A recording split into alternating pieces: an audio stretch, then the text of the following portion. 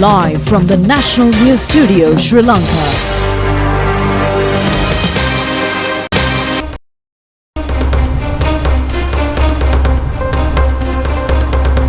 Good evening and a warm welcome to the National News broadcast, bringing you your top stories for tonight. I am Lakshita Dirasingha. A very good evening indeed. I am Sharifa Tahir. Let's take a look at the headlines. Only 21 in the cabinet of the new government. 3 ministries under the president. The premiership to Dr. Harini Amarasuriya. Again, mass media given to Dr. Nalinda Jayatissa. The president stresses the new cabinet to exercise power with responsibility. Interim injunction preventing the results of scholarship examination.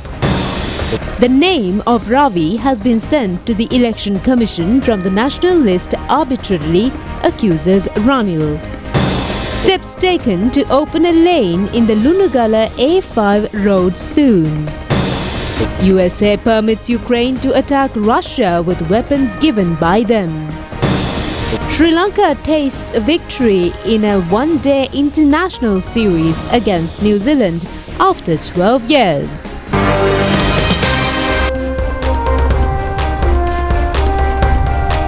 On to those and other stories in detail. We start off with the top story for tonight. The new cabinet of the National People's Power government was sworn in today before President Anurakumar Dissanayake at the Presidential Secretariat.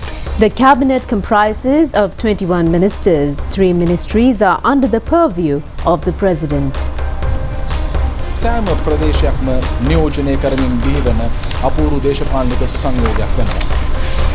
ශ්‍රී ලංකා පාර්ලිමේන්තුවේ වත්මන් පාර්ලිමේන්තු මන්ත්‍රීවරුන් පළමුව දිවුරුම් දීම සිදු කරනුයේ ශ්‍රී ලංකා ප්‍රජාතාන්ත්‍රික සමාජවාදී ජනරජයේ ගරු අග්‍රාමාත්‍ය ධුරය වෙනුවෙන් අග්‍රාමාත්‍යවරියයි. හරිනි අමරසූරිය වන මම ශ්‍රී Lanka ප්‍රජාතාන්ත්‍රික සමාජවාදී ජනරජයේ Dr. Harini Amarasuriya took oath as the Prime Minister, and she is the Minister of Education, Higher Education and Vocational Education. Vijitha Herath took oath as the Minister of Foreign Affairs, Foreign Employment and Tourism. Professor Chandana Aberatna is the Minister of Public Administration, Provincial Councils, Local Government. Attorney at Law Harshana Nanayakara was sworn in as the Minister of Justice and National Integration. Saroja Savitri Paulraj is the Minister of Women and Child Affairs. K.D. Lal Kantha took oath as the Minister of Agriculture, Lands, Livestock and Irrigation. Anura Karunatilaka took the responsibility as the Minister of Urban Development, Construction and Housing. Ramalingam Chandrasekhar is the Minister of Fisheries, Aquatic and Ocean Resources. Professor Upali Pannilage became the Minister of Rural Development, Social Security and Community Empowerment. Sunil Handunetti was sworn in as the Minister of Industry and Entrepreneurship Development. Ananda Vijaypala is the Minister of Public Security and Parliamentary Affairs. Bimal Ratnayaka took oath as the Minister of Transport, Highways and Ports and Civil Aviation.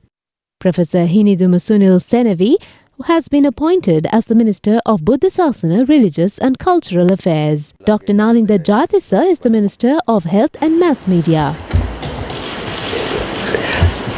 Samantha Vidyaratna took oath as the Minister of Plantation and Community Infrastructure.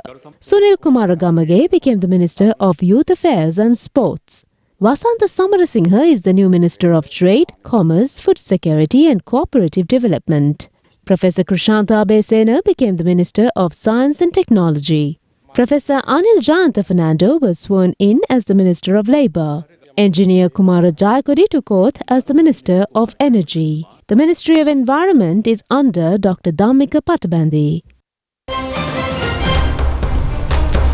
President Anurakumara Dissanayake says that the new ministers should function the excessive power they received in an accountable manner. The president also stated that the more enormous the victory received, the responsibility entrusted on the ministers will also be enormous, and therefore all should collectively work for the well-being of the people.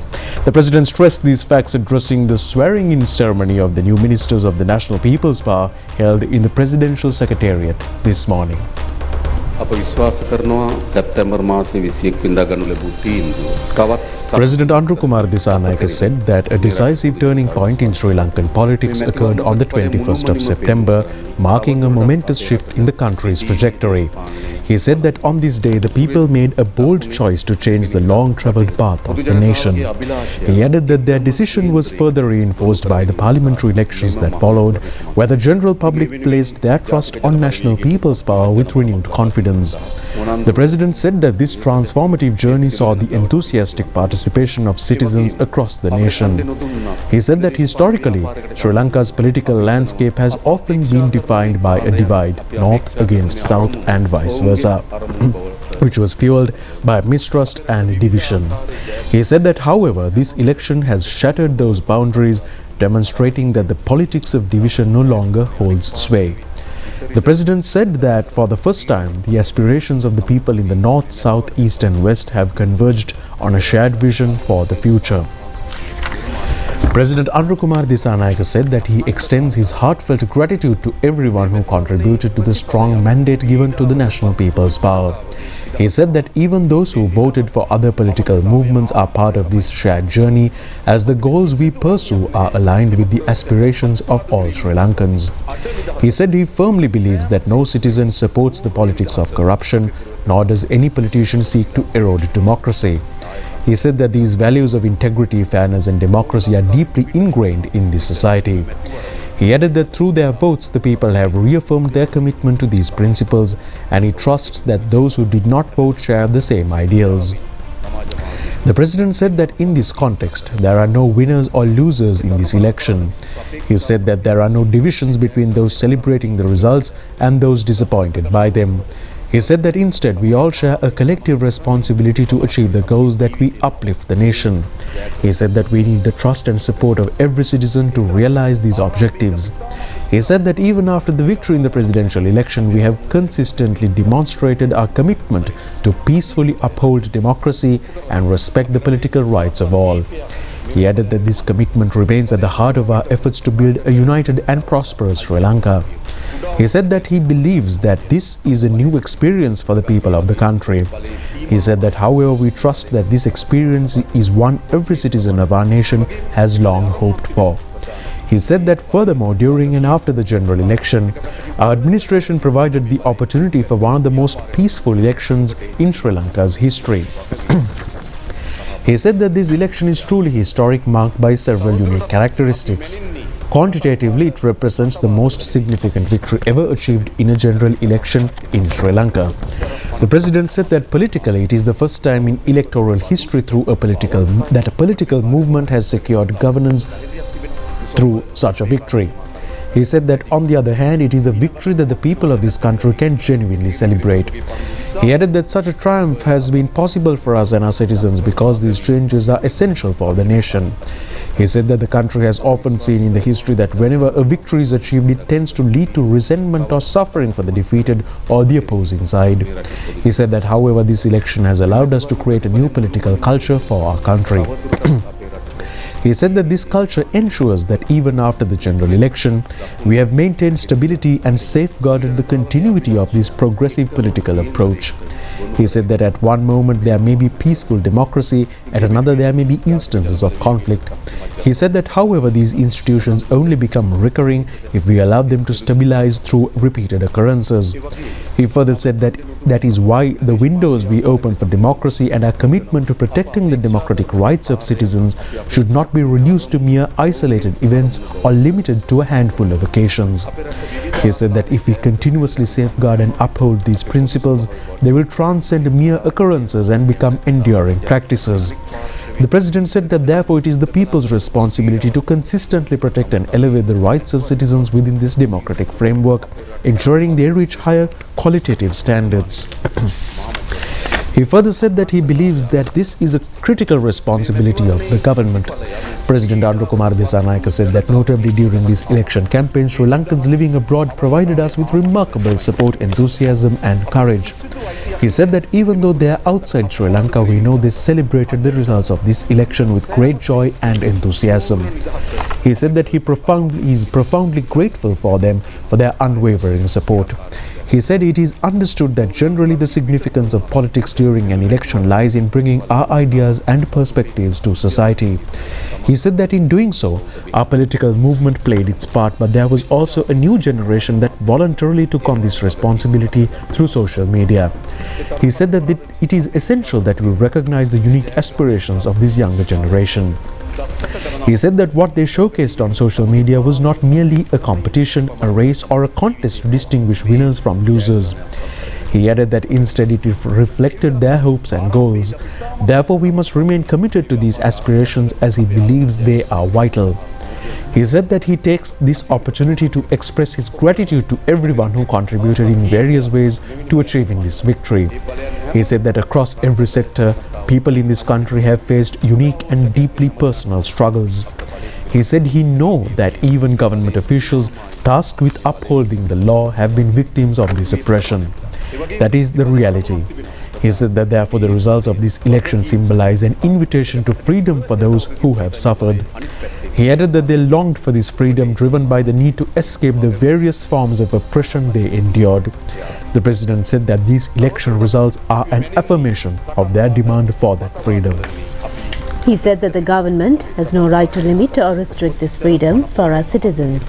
He said that instead we must ensure full freedom across all sectors. He said that it is also important to remember that this victory was the result of a long struggle spanning decades. He said that many among us have been committed to this dream since their youth. In this struggle, people sacrifice not only their time and effort, but in some cases, their very lives.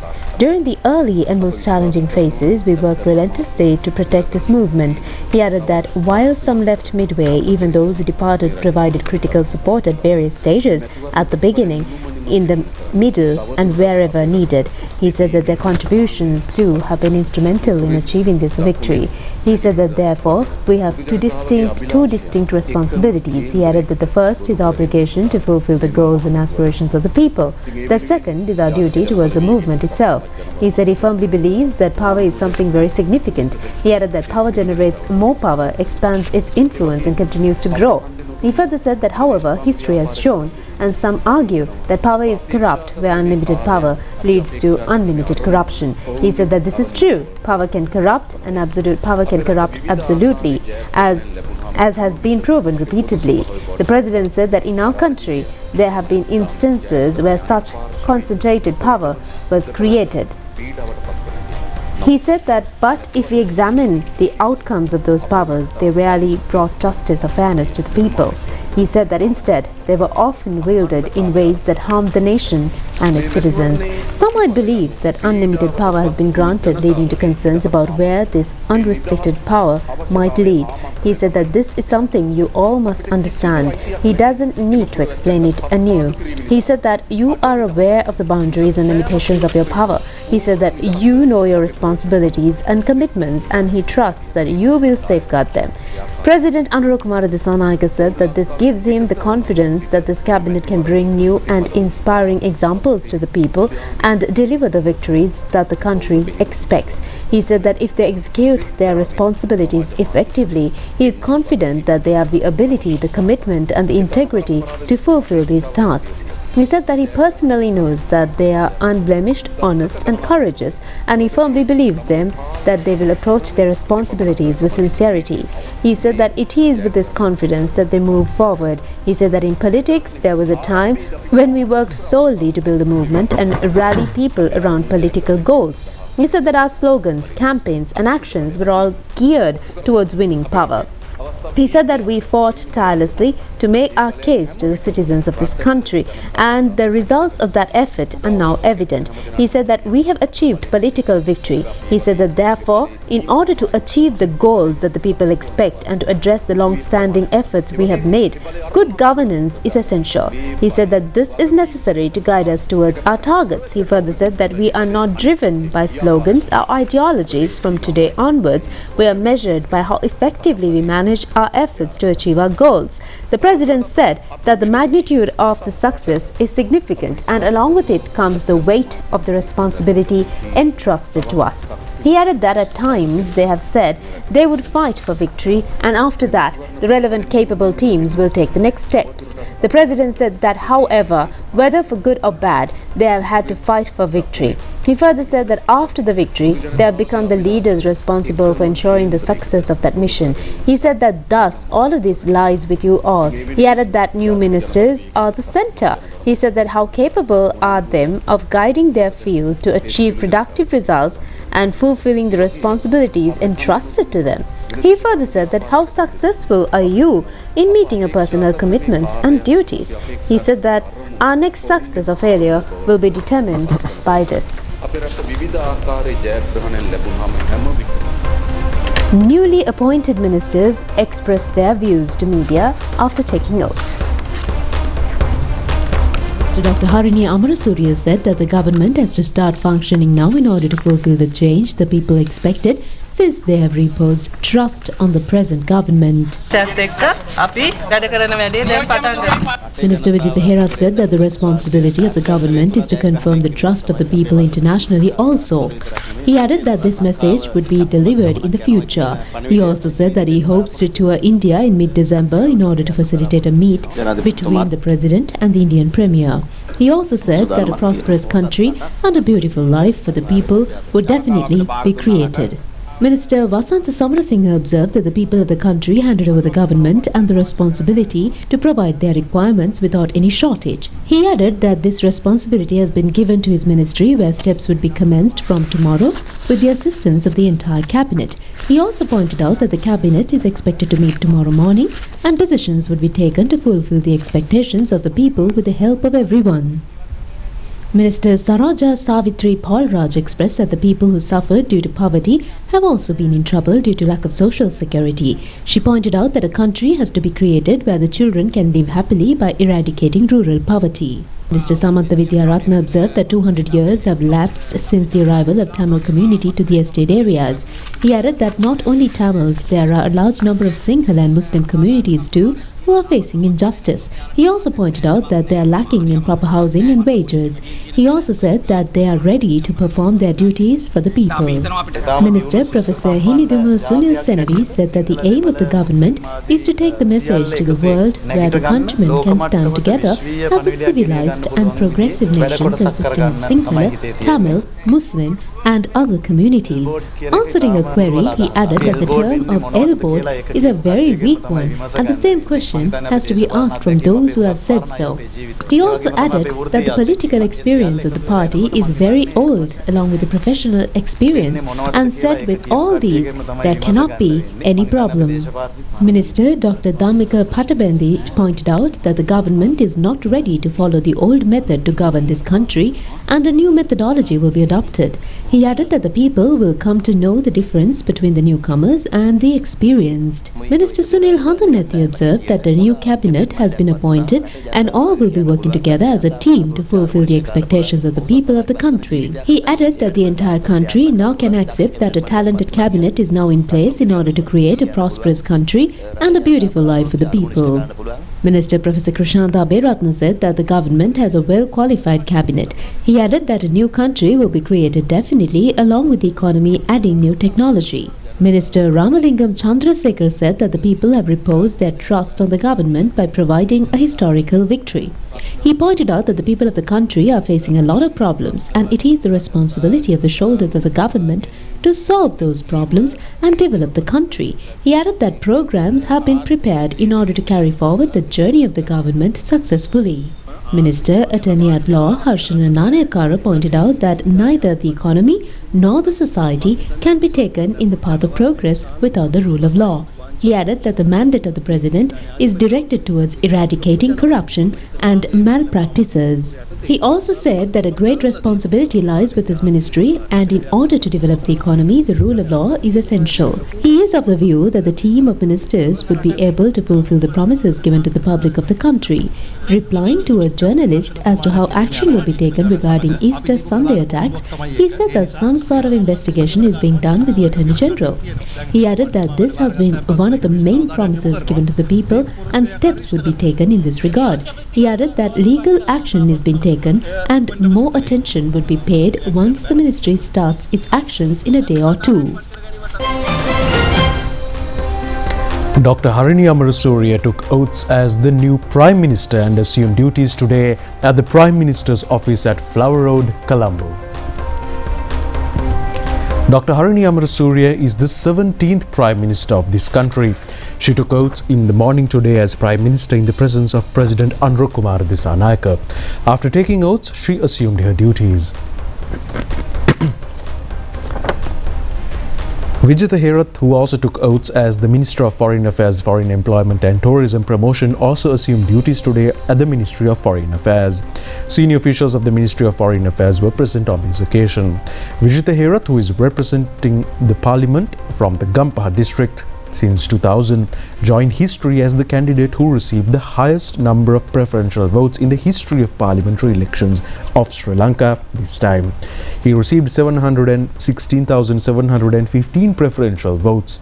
The minister, who has been the Minister of Cultural Affairs and National Heritage previously, also held the ministerial post of Foreign Affairs before being re-elected. He is a science graduate of the University of Kelaniya. We now move on to the Punar Yuga feature. Sri Lankan people have been expecting a transformational change for the last 7 decades, but instead of that, they inherited distrust, doubt and a political culture of hatred. Instead of democracy, they received violence, and instead of upgrading social progress, they have been endowed with intolerance of the views of others. The youth of the country, who felt the necessity of transformational change, rose against the ruling class. It became a rewriting of Asian politics by changing world history. The people agreed to establish a government with 2/3 majority, strengthening that change. Political power means being responsible for the people, and a new expectation has come forth in the new government in order to peopleize and decentralize that power. The government has so far taken a number of steps in order to convert the mandate given by the people into reality. Foremost among them is a striking feature which has been minimizing of pre- and post-election violent activities. The second being development of regional and international cooperation based on an equal foreign policy.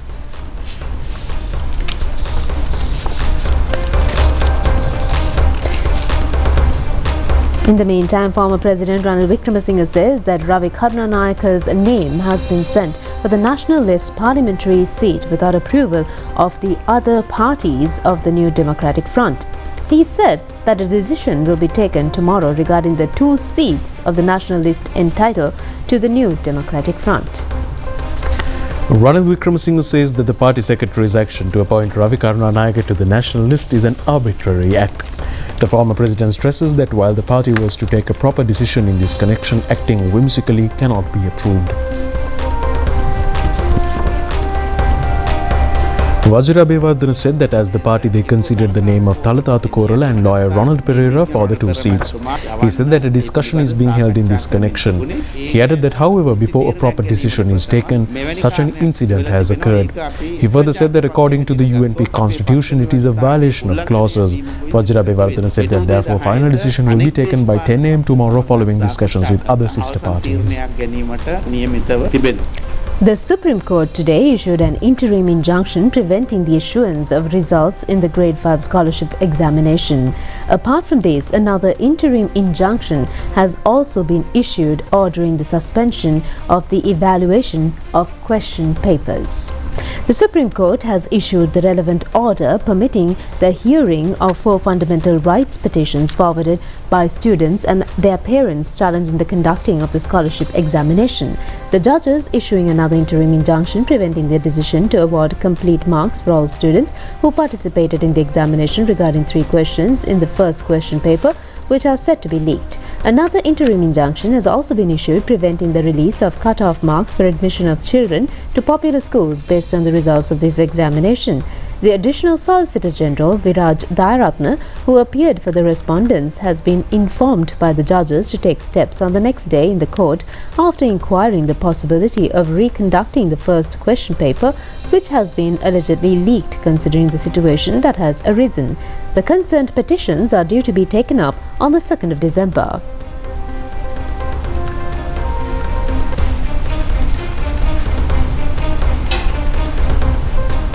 The Attorney General today informed the Supreme Court that an amount of 311 million rupees have been received by the Reparation Office by now, according to the orders issued by the court regarding the Easter Sunday attack. This has been informed to the court by the Additional Solicitor General, who appeared for the Attorney General. The judges informed the Additional Solicitor General to present a report as to how the concerned compensation has been paid to the victims to the court on the following day. The petition expected to be called for hearing on the 27th February. The Magistrate Court of Gangodavilla today ordered the further remanding of former Minister Lohan Ratwatta and his wife, who are facing allegations for using a vehicle which has been assembled illegally. According to the order, Lohan Ratwatta would be remanded until the 2nd of December, while his wife would be remanded until the 22nd of this month. Cafe organization says that minimizing the number of ministerial portfolios in the new cabinet is an excellent trend. Executive Director of the Cafe organization, Manaz Makin, made these remarks at a press briefing held in Colombo today. Executive Director of the Cafe organization, Manaz Makin, said that the cabinet is less than 25 ministers. He said that it is an excellent trait that it will lead to lessen the cost. He added that they think the cabinet of ministers will take prompt actions for the well-being of the people. He also requested candidates who contest the general election to submit their expenses to the Elections Commission without delay.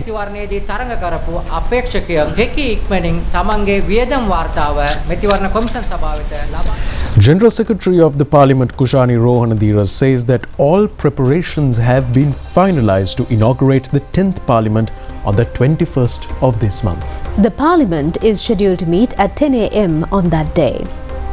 General Secretary of the Parliament, Kushani Rohanadira, said that the Parliament will meet at 10 a.m. on the 21st and a Speaker, Deputy Speaker and Deputy Chairman of the committees are to be selected. She said that the President will arrive in Parliament at 11:20 and he will be welcomed by the new Speaker and the General Secretary of the Parliament. She added that they are instructed to conduct the ceremony in a very simple manner. The General Secretary of the Parliament further said that the President is to be escorted directly to the attire room.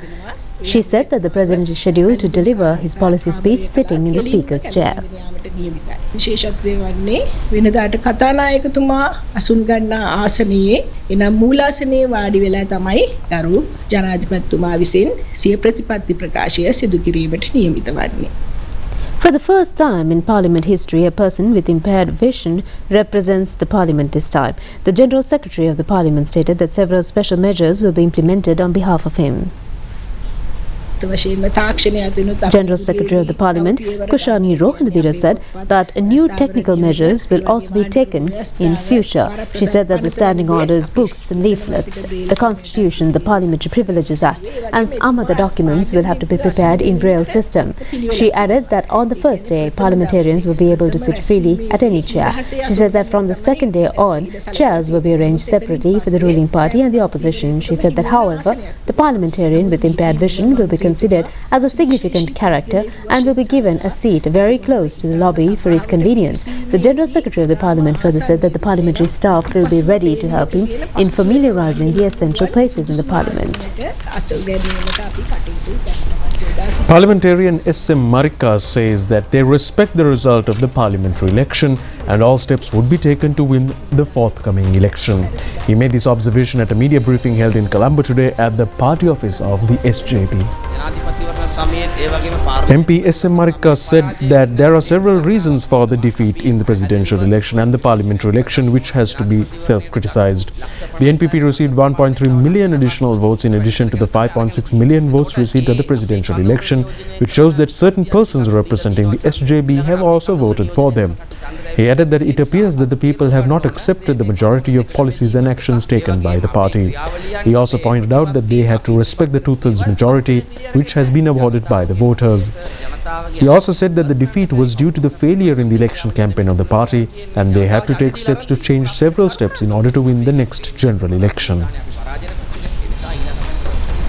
Parliamentary Namal Rajapaksa says that a decision has not yet been taken to readmit the former Sri Lanka Podujana Peramana parliamentarians who has left the party and have been selected to the parliament contesting under other parties. He made these remarks addressing the media in Kandy today.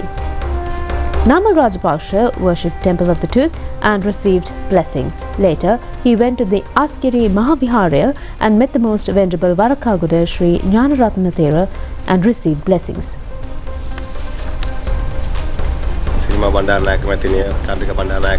Parliamentarian Namal Rajapaksa said that after Sirimavo and Chandrika Bandaranayakas, a female has been appointed as the Prime Minister. He congratulated both the Prime Minister and the Cabinet Ministers.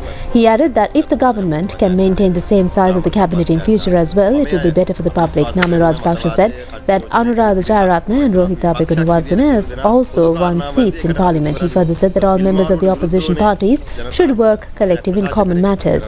He said that people have voted against crossovers. He added that the government should fulfill its promises given to the public. He said that all opposition parties should get together to represent the opposition. A landslide occurred early morning today at the 13th post area of Badulla Passara Lunugala A5 road. Vehicular traffic came to a standstill due to this situation. According to our correspondents, boulders and earth mounds which came onto the road are currently being removed. An area of about 60 meters has been completely covered due to the landslide. Our correspondent says that vehicular traffic has been blocked from Badulla to Bibile, Betikalo, Mondragala and to Ampara and Mahawaya. Trees and earth have fallen down from the hilly area above the road and a three-wheeler park nearby has also been damaged. A bus had fallen into a precipice, killing 14 people on March of 2021 at the same spot, and the reason behind had been a landslide. Officials of the Badulla District Building Research Organization and other persons along with the district secretary inspected the venue. According to them, the boulders which have fallen onto the road cannot be removed immediately and they are taking steps to open one lane as soon as possible. In any event, since the road cannot be opened completely, the police is requesting drivers to use alternative roads until further notice.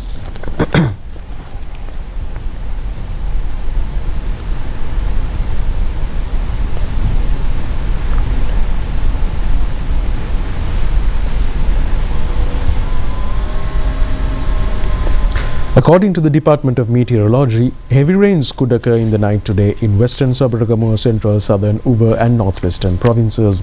The sea area across Mullatiu, Kankasanthuraya up to Putlam is expected to be rough and rest sea areas may also remain rough according to the communique of the Met Department. The Navy took into custody today heroin narcotic weighing 47 kilos to the tune of 1,150 million rupees from a multi-day fishing craft following an intelligence tip-off. The Navy, engaging in Nandimitra vessel in a deep-sea special surveillance, has been able to take custody a multi-day fishing craft transporting narcotics along with 5 suspects. Steps were taken to bring the stock of narcotics to the Galle harbour this morning. The Navy has been able to take into their custody narcotics worth 18,000 million rupees during raids on narcotics conducted this year.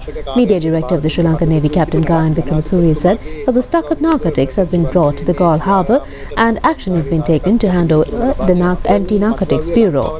He added that the contribution of the Navy would be given to the efforts of the President to eradicate the menace of drugs from the country, since it is the responsibility of everyone to prevent the destruction of the future generation due to drugs of this nature. He requested the fishing community and the rest of the country not to engage themselves in activities of this nature and to inform the Navy, Army or the police as soon as they receive information. Professor P.N.D. Fernando assumed duties as the new chairman of the People's Bank at the bank's headquarters. Professor Fernando, who has over 25 years of experience in the finance, banking and higher education sectors, has worked as a professor of the Financial Studies Division of the University of Kelaniya. He has rendered a significant service to enhance the standard of Sri Lanka's financial studies by introducing several new graduate programs. Assuming duties, he stated that measures will be taken to develop a digital transformation process and client-centeredness with the aim of establishing a strong and sustainable banking network. And that's all the stories from home. Stay tuned with us for news overseas coming your way after this short break.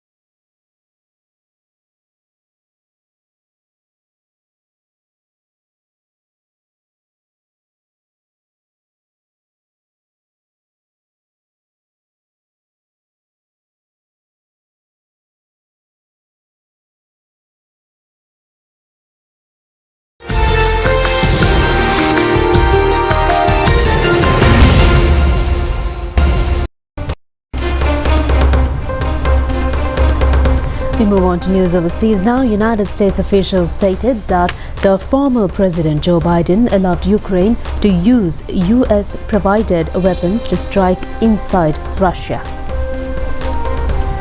The former United States President Joe Biden had allowed Ukraine to use United States weapons to strike inside Russia. Washington had previously refused to allow such strikes with US-made missiles. The officials stated that Ukraine plans to carry out long-range attacks using the weapons in the coming days. Meanwhile, a massive Russian missile and drone attack has targeted power infrastructure across Ukraine. At least 10 people were reported dead in the strikes, which hit the capital as well as multiple targets in several regions. Ukraine's largest private energy company, DTEK, stated that its thermal energy plant has suffered significant damage, resulting power cuts across the regions. Prima Kutumi, Pantamai.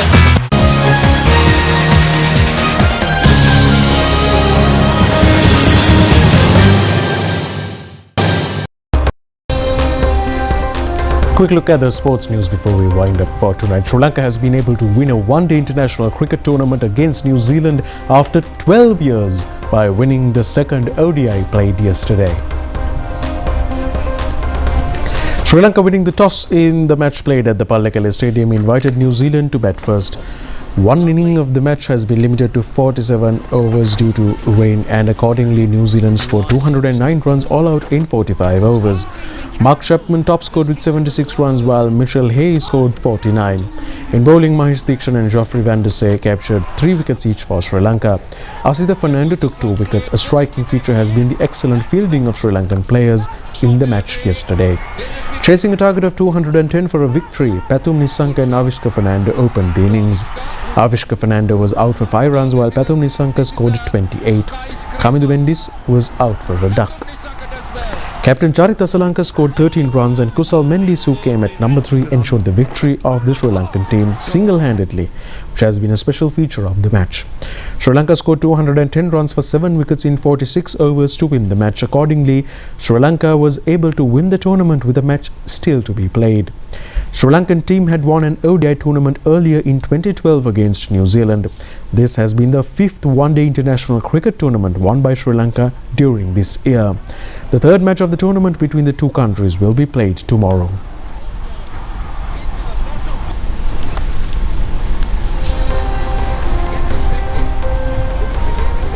Kusal Mendis' first half century against New Zealand.